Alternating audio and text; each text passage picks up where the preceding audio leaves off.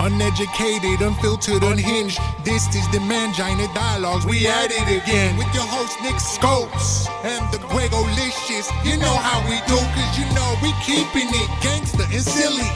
Unplugged like a full swung titty. Bout get jitty, cause you know we down to the nitty and the gritty. And we make shit sound so damn pretty. Yeah, cause this unhinged comedy. And right now you're in the mix, so get ready, cause we bout to get it poppin'. And we ain't stopping. Uneducated, unfiltered, unhinged. This the Mangina Dialogues. We at it again. Yeah, we at it again. Uneducated, unfiltered, unhinged. This the Mangina Dialogues. We at it again. Hello and welcome to the Mangina Dialogues. I am your host, Nick Scopes. And I'm the Gregolicious. And our guest today has the best bone structure in the comedy game. Give it up for Francis Ellis. What's up, dude?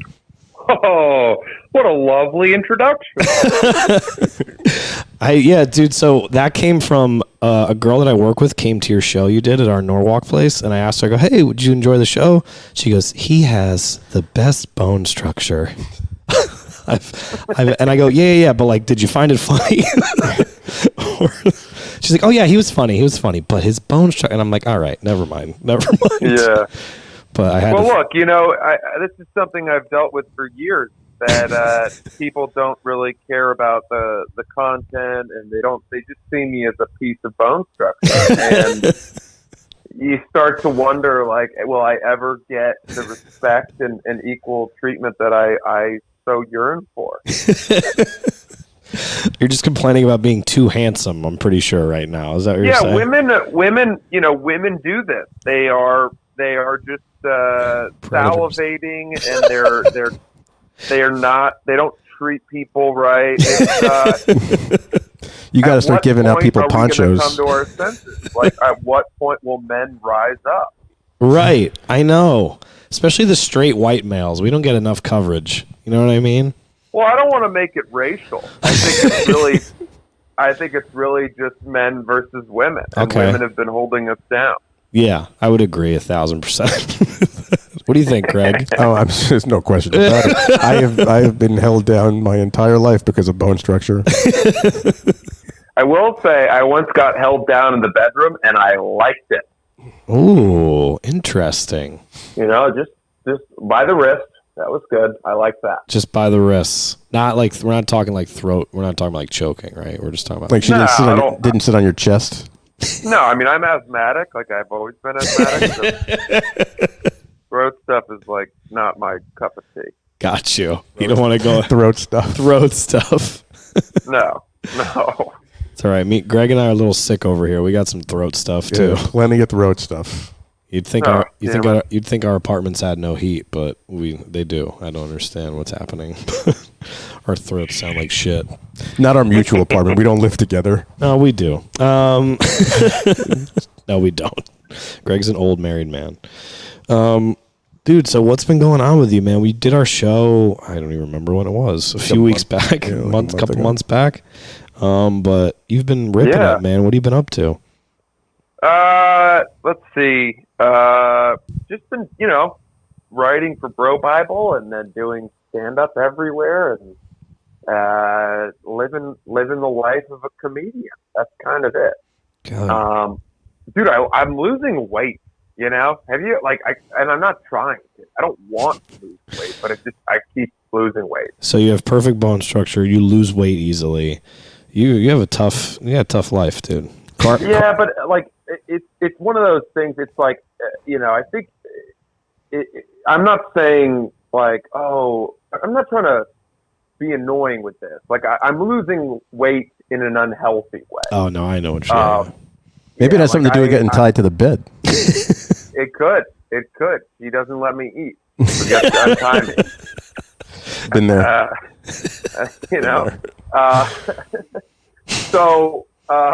No, but I guess I just I work from home, and sometimes I forget in the middle of the day to just feed myself. And one thing leads to the next. I record a podcast, I do this, that, and the other, and I just kind of skip a meal, and And I'm looking at myself in the morning these days, and I'm like, damn, dude, I'm withering away. Go get some goddamn food, man. You live in New York. Get some pizza. Just get that shit delivered. I don't like that. I don't like the pizza. You eat very healthy, right? You're very in shape from what I can see. I'm not hitting on you, I swear. So are you. Not compared to you, dude. But I'm chubby as shit right now, but that needs to change. But yeah, man, you're pretty like, I think comics get like this thing, like there's like, these fat, crazy, wild party animals, but you seem to like keep it pretty like clean and stuff. Yeah, I was that's I think that's a product of how you were raised. Like my mom was a good cook, and we ate pretty healthy food growing up, and I never loved nachos so much that it would become a problem, It's like, what do you, Greg? Do you have something to say? I've been to tell by your face. I've been to an NA meeting every once in a while. Nachos Anonymous. Dude, you know what it is? It's like you get to an age where you become more aware of how you feel after certain meals. 1,000%. When I was a kid, I had two stages. I had hungry and full. That was it. Yep. Right? But now I'm like, there's full on Chinese food, and then there's full on a salad. Right. And one is infinitely more comfortable than the other. Oh, yeah. And you start to just feel like, well, I'd rather be full on salad. Yeah. 1,000%, dude. If anybody listens to this podcast, they're going to fucking hate me. No, nobody listens. This is really just for me and Nick in our basement. Good. That's what I figured. That's Perfect. it. But no, dude, I get what you're saying. Like the older you get, like I remember in high school, I played football, and the offensive linemen used to have contests to see how many McChickens you could finish from McDonald's. That's disgusting. I'm not kidding. There you go. I got up to like 7. McChickens? Oh yeah, the big guy who won got up to 11. That explains why you were called McChicken. And then we would go lift like fucking retards. Like we're idiots. We're 16 years old, and then we would go work out. It's not the only reason. But like now, if I have even the holidays, like too much sugar or what, it takes me 3 days to feel normal again. Like, yeah, I'm like, Jesus Christ, I'm fucked till Wednesday. I'm like, okay, my brain's coming back. Now I know what I'm doing. But like, I just can't do it. I feel you. Yeah, it makes you tired too. My days are long, and I can't be nodding off before stand-up begins.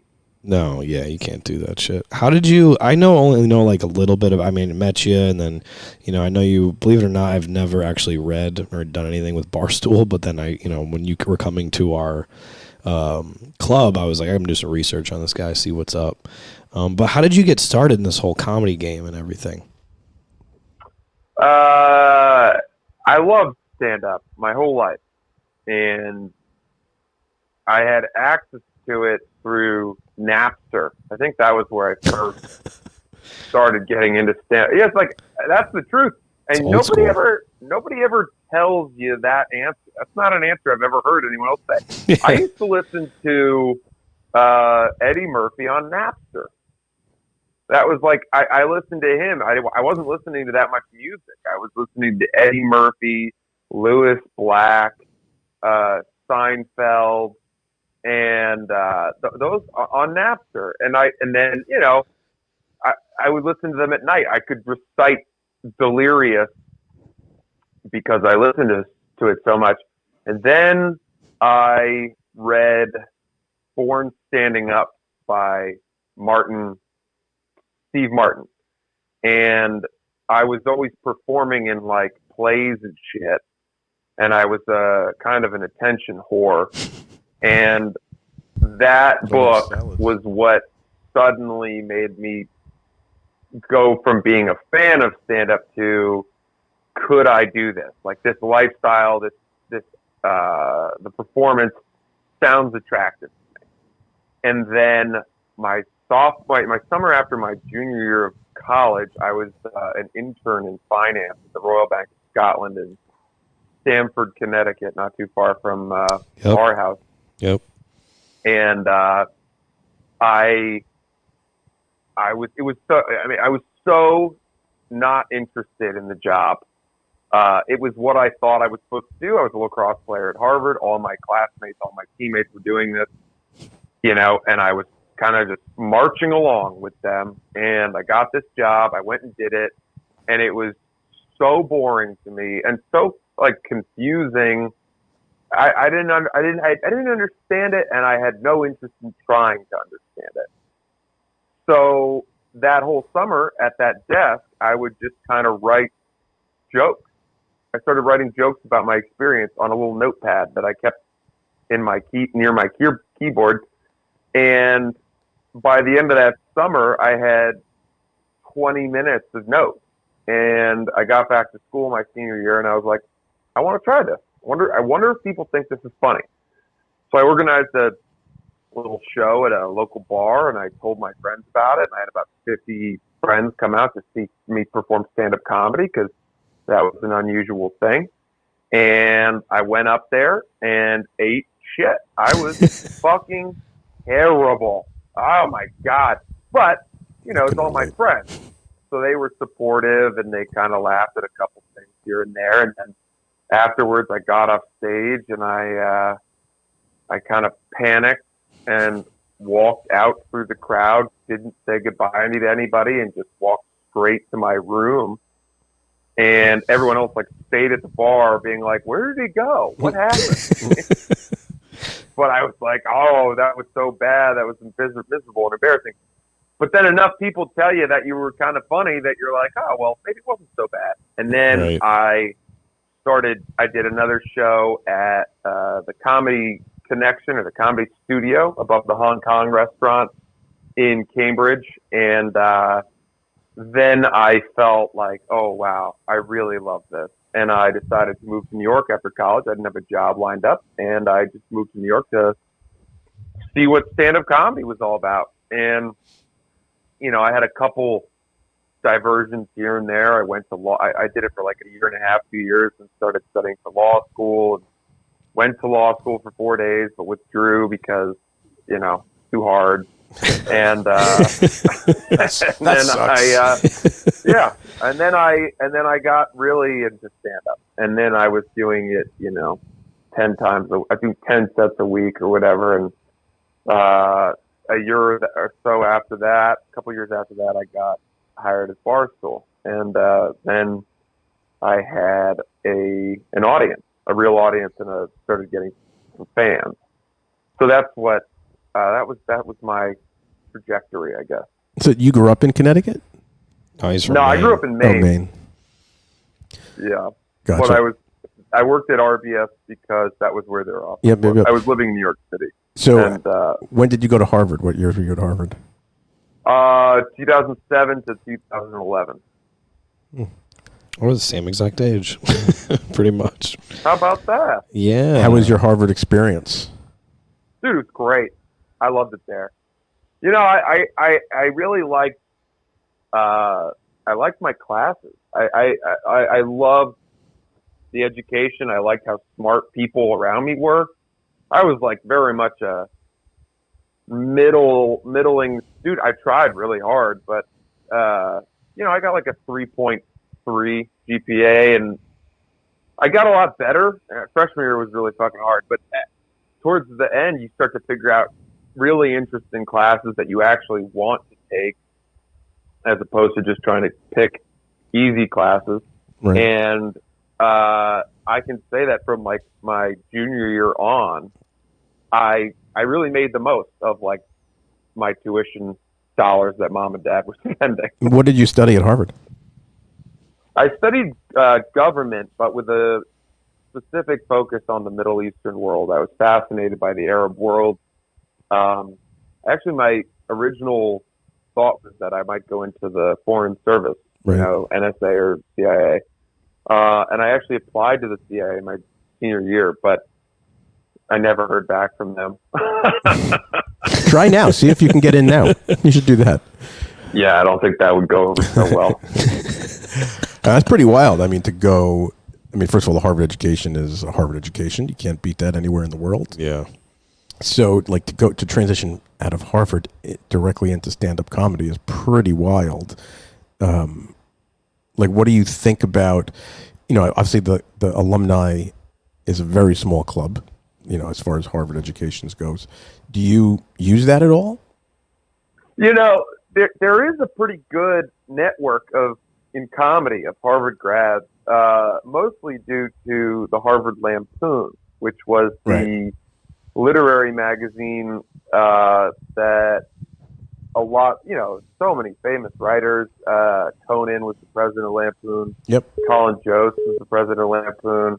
And they've also, you know, you look at the writing staff at SNL or Seinfeld back in the day, so many TV shows are staffed by Harvard Lampoon writers. Unfortunately, I didn't really awaken to my comedy dream until I was a senior, at which point it was too late to try out for the Lampoon. And to this day, I mean, it is the singular regret that I have about my time at Harvard, because had I tried for the Lampoon, and I'm not saying I would have gotten in necessarily, but had I gotten in, it provides you with probably the best alumni network in comedy that you can have. Because, like, comedy, you know, 99.9% of comedy is everyone's just starting from scratch and trying to make it on their own. But that is the one, I feel like that's like one of the one places where you can really email someone and be like, hey, could you take a look put my resume at the top of the pile for the upcoming, you know, writing staff on this new pilot or whatever, and, you know, all that stuff. Yeah, no, for sure. I mean, I asked because I actually went to college in Boston too, and you know, I know a bunch of people that are from Ivy schools, and it just very much seems like exactly that. It's like if you went to Stanford and there's, you know, another Stanford guy around, they're gonna move your resume to the top. And I just was curious how that worked out in the comedy world as far as coming out of Harvard, and obviously with the Lampoon, it makes a shit ton of sense. Yeah. No, but I didn't really have anybody that I could talk to. I just had to, I don't know, Right. had to pull myself up by my boat shoes. Well, just to, you know, put this out there, I am also a Harvard alumni. No. I am, except Really? Yeah, my degree is in alcohol sciences. Uh-huh. I was top of my class in the Harvard bartending school. I mean, it counts. That's all I'm saying. 'Cause I have a Pretty good. diploma, Harvard bartending Pretty school, Boylston Street. It exists. I have it. We're alumni. Thank you. Congrats, man. I bet that sounds like it carries a lot of weight. It's gotten me absolutely no place. But, you know. But we're here now. We are here now. That's all that matters. Nick is going to turn my mic off any second. This nice, educated man on here, and you're making us look dumb, Greg. God damn it. Oh, it's not me. Nah, come on. We're having fun. So you said, like, you moved to the city and stuff. You're doing stand-up and whatnot. Tell us about your experience at Barstool, because I feel like I have a friend sending me a link to something they do, I don't know, 7 times a week, pretty much. There's always something. Like, there's just a ton of What was it like working for that place? It was interesting. I mean, it was very interesting. I certainly wasn't prepared for it. I was thrust into the fire immediately when I started working there. I won a contest that they were doing. They were doing the Barstool Idol, and I had auditioned for it and ended up winning the whole thing and got a job. And, like, I won the thing on a Friday, and then my job started on Monday. And I'll be honest, like, a week before I started working there, I didn't know really that we were even competing for a job. Like, I had no idea that in a week I could be working for Barstool. So I was tutoring, and I was running my own tutoring business, and I went and did this thing, and it was very visible, and like some of my kids were like, "Whoa, you're on this thing! I can't believe it!" And then a week later, I had to kind of like tell all these families that I was working with that I couldn't tutor their kids anymore, and hand the tutoring business off to like some other people because I was all of a sudden starting a full-time job at Barstool. And luckily, I weathered the storm of the first month or so, where there were a few pretty big controversies that I was part of. One of which is I asked a Sports Illustrated swimsuit model out on a date because they'd come into the office, and I had shot something with her, and I thought we got along pretty well, and I thought we were kind of vibing. So I asked her like friend for her number, or I don't know, whatever. I tried to just ask her out if she wanted to hang out at the time, go to a boxing class. She said that she liked boxing classes, and I said, let's do that sometime. And then Dave, my boss, found out about it and turned it into a huge story. Like, you know, who does Francis think he is? These women are the hottest women in the world. Like, he has no shot. And then it turned into like all of a sudden the fans were like, you know, you got to shoot your shot. He's a cult hero. Like, I became this cult hero, like the little men reaching for the stars of women. And so, but then, you know, Dave made it about how you can't ask women out who come into the office. And that's true. You know, that's like, you got to be professional. So I remember after that, I was like, am I like gonna get fired for this? Like every day I went into that place, I thought I was gonna get fired. You don't know what's real and what's not. You don't know if you're doing well. You kind of have a sense, but even if you write the greatest blog ever, you're gonna get 30 or 20 congratulatory things, and then you're gonna get 5 people saying it's the worst thing they've ever read. You're not funny. You're never going to be funny, and you're a piece of shit. And those are the only things that you remember. That's the part that stays with you. So I never felt good working there. I felt awful all the time. And granted, I'm a pretty sensitive guy. So like, I know that's a lot of that is my fault. You got to have a thicker skin or whatever, but I was confused a lot. I never really knew if my work was that good. I'd have one performance review with my boss a year for like 3 minutes, and it's tough to really know how you're doing from that. And I don't know, dude. I did my best. At times, I think I did it very well. I was a pretty good writer. I had a good radio show, but then ultimately, you know, I wrote a blog that 2.5 years in that I really didn't think anything of.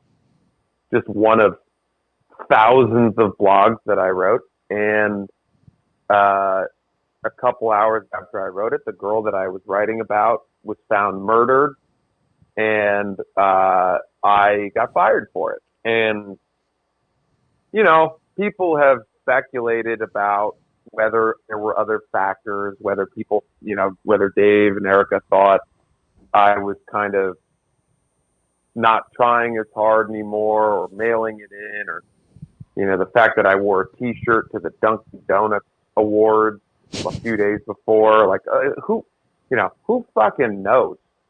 All I know is that my bosses told me their hands were tied, that I shouldn't have written the blog, so I'm going to chalk it up to that. And then you look back and you're like, well, you know, I had written other blogs that were worse in terms, you know, and other people had written stuff that was worse. So I don't know that I would have ever known not to write that blog. I mean, I probably shouldn't have chosen that topic, but if that girl is found alive and well, which is what I thought she was, I don't think anyone's talking about it. Like, I don't even think anyone's going to be like, you still should have been more careful. Right. So who fucking knows, man? I mean, when you're a comedian and you're writing on the internet for an audience, and it's a big audience, and you're writing on behalf of a company, you have to know that it's different. You have to know that the stakes are different. We also had to know that a lot of people hated Barstool, and they were just waiting in the wings to pounce on any slip up. The moment I published the blog, the Daily Beast and Deadspin and all these companies immediately emailed me asking why, for my comment as to why I had written the blog. And that was when I knew I was in big trouble. And that was even before I think she was dead. Or found dead. I don't remember. Whatever. Yeah, that was I remember watching some of that, like on the YouTube footage of just them talking about it. I forget what stool scenes or whatever the shit is on YouTube. They're oh yeah, seeing some of that. But like after that, what was the aftermath of that? Like you got let go from Barstool because your comedy career is doing really well. Like you're selling out places in New York City. And did it help? Did it hurt? What happened after that? I think the biggest thing was that pretty quickly people didn't care. I think everyone kind of like had a gasp reaction to me being fired or the fact that I'd written the blog. And then like 3 days later, all the Jeffrey Epstein stuff came out. And then all those people who were mad at me were like, oh, that's worse. And worse. Yeah, it's like a billionaire, raping underage women with his extremely fancy friends, Bill Clinton, whoever, it's right. Like that story was so much more salacious than Barstool Sports writer writes a thoughtless blog about a young woman who'd gone missing and then was later found murdered, and especially a blog that really wasn't that mean. There was nothing in it that was like particularly whatever. I'm not trying to defend what I did. I'm just saying that the reaction of the internet, which I thought was going to cancel my career, I thought, I would be barred from even visiting web pages, let alone writing anywhere again, let alone getting up on stand-up stages again. None of that's true. In the moment, you think your life is over, and the problem is the internet moves so quickly now. Like, I guess not the problem, that's the good thing. Everyone moved on to Jeffrey Epstein, and then everyone moved on to Trump, back to Trump again. It's like, nobody fucking cared. Nobody cared about what I had done. And I kind of just realized, okay, I'm on my own now. And I decided to start a podcast because I'd had a radio show that people liked, and I was getting a lot of messages from people saying, I miss hearing you on the radio. So I thought that was a natural way to reconnect with my audience. And then I really threw myself into stand-up pretty heavily. And then now I'm writing at Bro Bible. So it's all good. It seems like I've gotten back to where I was before and even further, probably. That's awesome, man. So I have a question. So like when all the haters would like send you like hate mail or hate emails that you suck, whatever it is, did you ever send them back a picture and be like, yeah, but I have perfect bone structure? Oh, that's funny, dude. I like that. You gotta like pick and choose your battles. What I realized is that, first of all, when I wrote the blog and got fired from Barstool, it really wasn't like the outside world that was mad at me. It was Barstool fans that already hated me were the ones that were the most vocal about my getting fired and, how happy they were that I'd been fired. And it's like, well, those people are never going to like you, Right. It's those people who knows, I never, I never really knew why some people just decided that they hated me because I was a character at Barstool. It's like, how can somebody hate a character? Like, I can understand if you're watching a TV show, like, yeah, you can hate a character on the TV show, but you shouldn't necessarily hate the actor who plays that character. Right. Right? Right.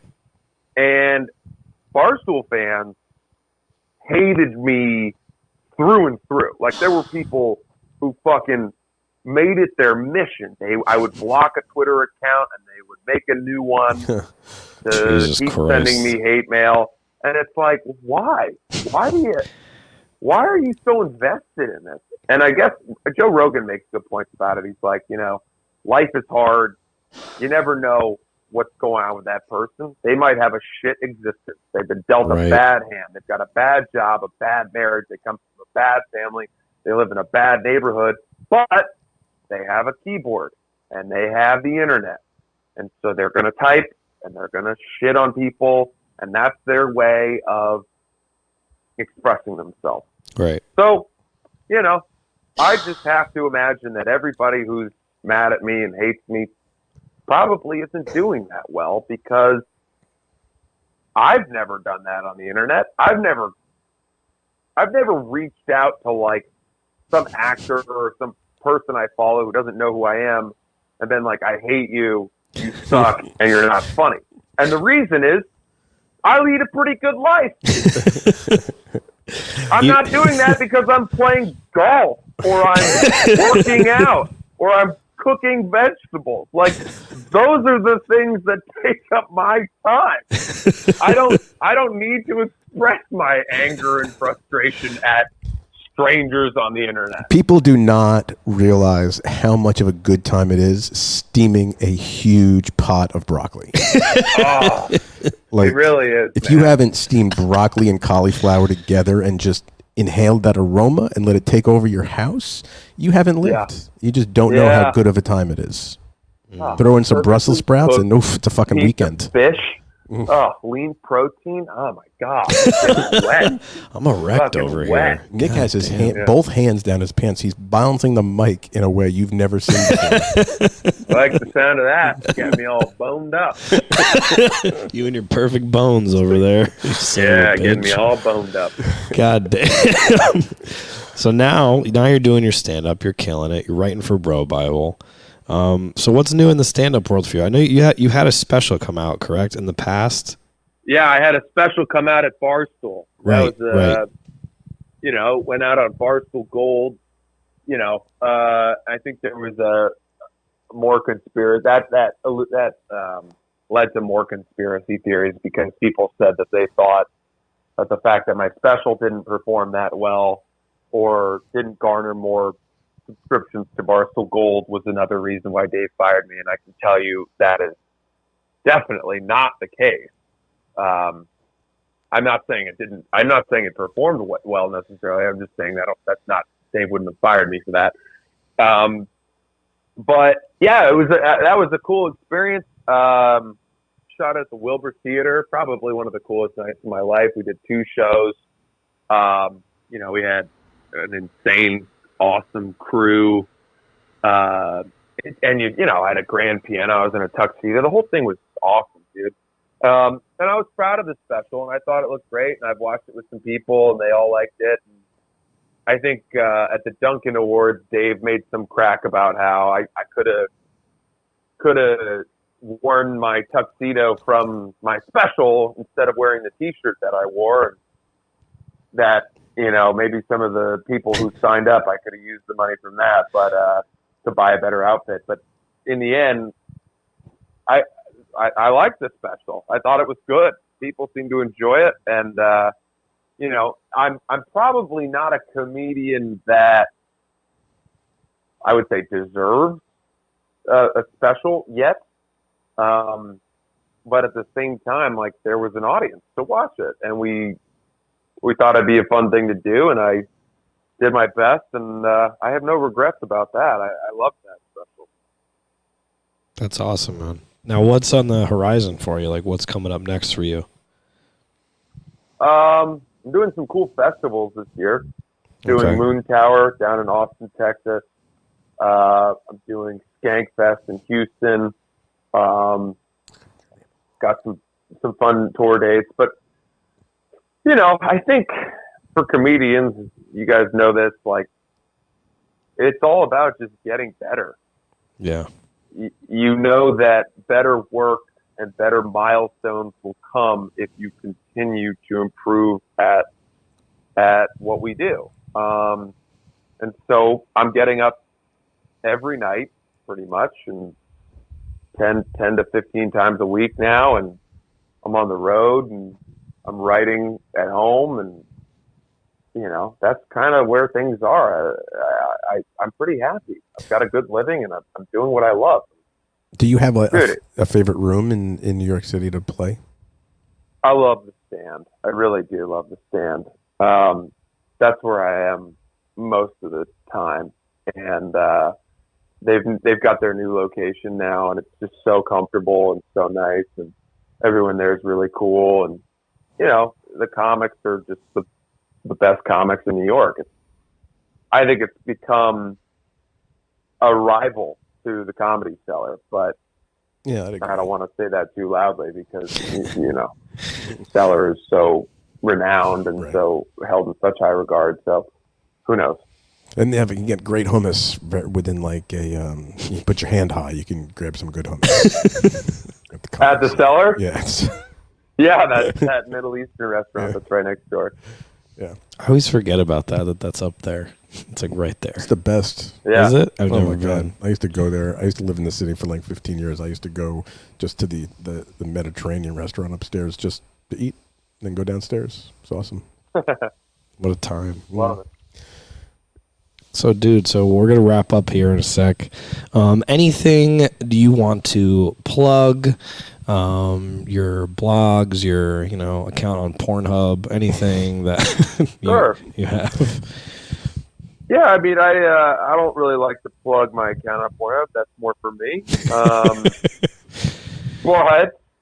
I'm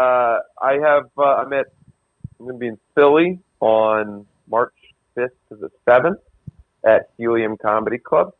You can get tickets for that at francisellis.com. My Instagram is at francisccellis. And I hope to check out Oops the podcast, my podcast. That's a big part of it too. And that's it. All right. Awesome, man. Well, dude, it was great talking to you today. I got to learn a little bit about you. I know when we're at the show, it was tough to connect, but now, sitting down talking to you, this was really cool, man. We enjoyed it. Yeah, it was awesome. Great time. Dude, I appreciate it. You guys are the best. It was so fun that weekend in So-No. And, no. Yeah. I hope to come back. How's the club doing? How have the shows been? It's been really good. I think we're our first major booking of the club, and then on our website has all the people we're bringing in from the city, and it's been great. We had Liz Mealy last week, was our first one of the year. She was tremendous. Who was? Sorry? Liz Mealy. Do you know her? Oh, she's great. I love Liz. She's amazing. We have Aaron Berg coming up.